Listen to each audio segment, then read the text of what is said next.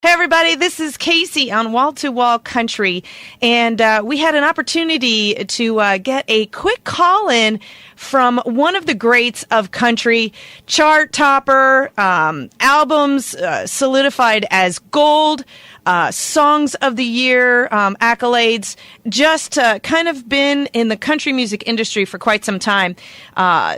So many accolades, so many things that he's accomplished in his lifetime, and I'm so honored to have him on the show today. Please make welcome Mr. Moe Bandy. Hi, Mo. How are you? I'm doing great, Casey. Good talking with you. This is so awesome, and it's such a pleasure and an honor to have you on my show today. I can't tell you. I know my listening audience loves your music. They request a lot of your songs, and to have the opportunity to speak to you, this is pretty cool. So I'm really excited, and I really appreciate taking time today. Thank you. Some of the questions that I have for you, though, that I found interesting when I was reading a little bit more about you is you're one of the few performers that actually have sat on a bucking bull or a bronco and done some work like that. Do you still do that, Mo? No. I would be dead if I did it now. Oh. I rode bulls and bareback broncs when I was younger, and I was raised around the rodeo family, and I have a brother who went to national finals 7 times in the bull. Wow. Then. That's awesome. So we were raised around that, and it didn't take me long doing that to find out that I need to get back to my music where I belong. Have you found that, is there more of a challenge when you're writing new music or out there performing? Is that a different kind of challenge or a similar challenge as getting the guts up to get on one of those bulls? Well, I've never lost. We've never lost the life of a guy writing a song. You know, with bulls, you just. But it's a rush. It's a rush, and it's a thrill, and it's show business. I mean, you're performing in front of an audience, and but I just. I've been in the music since I was a kid, and that's where I belong. And my brother, he had a great career riding bulls. Nice. That's awesome. Now you've actually done a lot of music pertaining to some of that, and had the opportunity to perform with some really, really legendary people. I mean, the list is pretty phenomenal about some of the people that you managed to work with. Is there anyone, whether they're still with us or not, that you didn't get that chance to be able to perform with, that if you had your chance today, you'd be like, that's like a bucket list thing that you'd like to perform with or work with? I would have loved to have worked with Hank Williams. I've always been a big Hank Williams fan, and that would have been a thrill. But I had the opportunity to work with a lot of my heroes, people that I admired over the years, and what a thrill it's been to have known these people. You know, and we've lost a lot of our legends, but I have great memories. Yeah, I feel like since I've been doing the show, which is the last couple of years, recently, you're right. We've lost some great people that, you know, just seem to be like, gosh, they're dropping left and right anymore. So it's kind of... Yes, I know. It's scary, isn't it? It's scary. I get up in the morning and say, hey, yeah, it's me. I'm here. And it's still my house, so life is good, right? My house, I'm okay. Awesome. One of the people that you did have the opportunity to work with, of course, is someone that everybody in the music industry is well aware of, Mr. Bill Anderson, when you were working on one of your projects. And he wrote a song titled, I've Done Everything Hank Williams Did But Die. Can you give us a little bit more insight about that particular song? Well, Bill was on a cruise with me, and he told me he was writing this song, and he had me in mind when he wrote it. And it's had some titles in it from Hank Williams songs, and the way Bill put them all together was just amazing. And so he had to go to the publishing company and say, "What do? We use those lines." They said, "Well, you got to give Hank a third of the song." So I tell everybody that Hank Williams and Bill Anderson wrote this song for me. And called I've Done Everything Hank Williams Did But Die. That's pretty awesome. That sounds pretty kind of... It had to be a fun time. It had to be something that was fun. It was.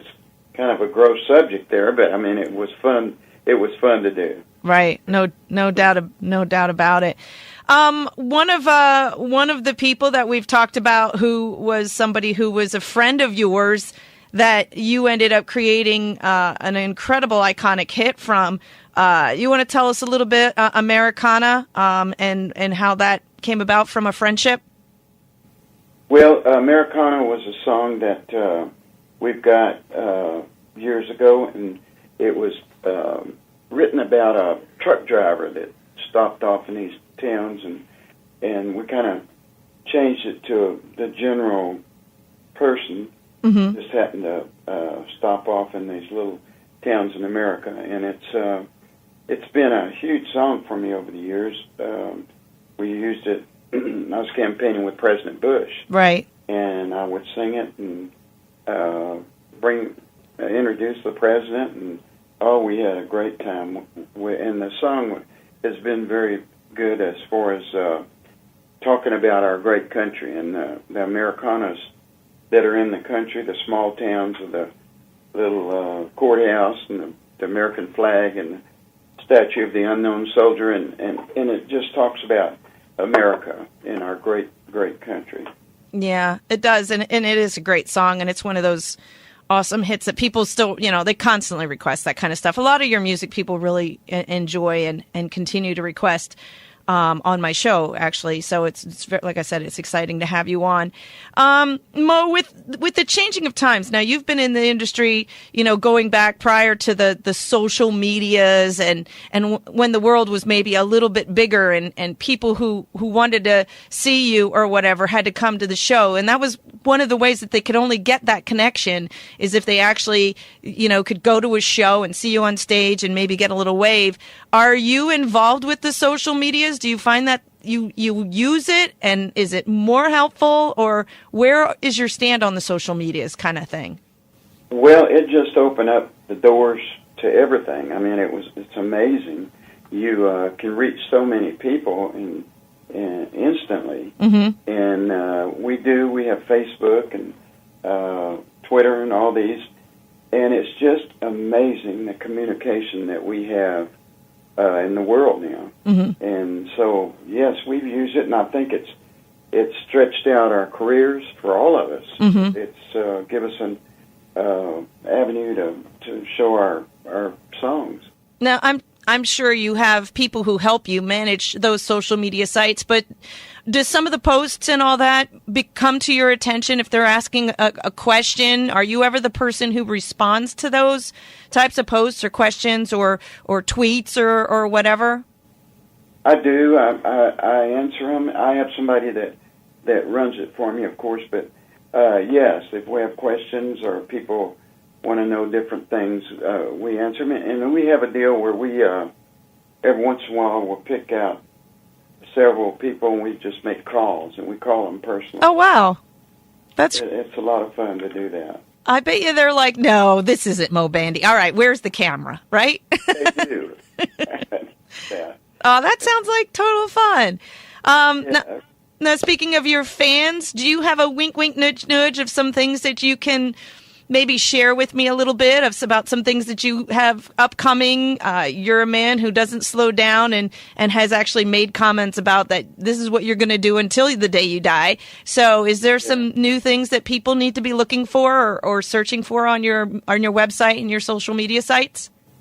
Well, I have, of course, the new album coming out that I'm very excited about, Lucky Me. Right. And we've been working really hard on that.